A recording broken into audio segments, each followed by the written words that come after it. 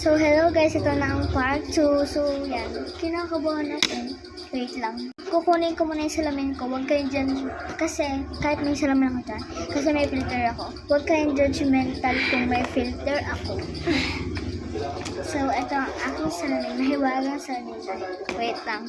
Gosh, kinakabahan talaga ako. Di ako sanay. Never ako na ganito. Gosh! Uy! Yeah! Panis! Dito naman tayo sa kabila. Ang ganda! First time. So, tapos na. So, ngayon naman ang aking buhok. So, next ako na yun ito. Wait lang. Hi guys! Pakak ang ating buhok natin. Price? So, wait lang. Ito. Kit-kit ito yun.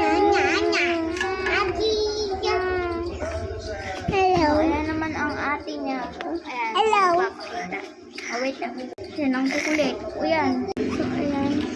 Nanggugulo na sila mga EA.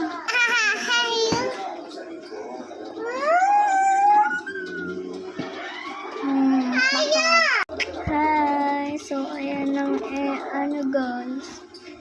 Pangit ko doon. Try natin walang filter.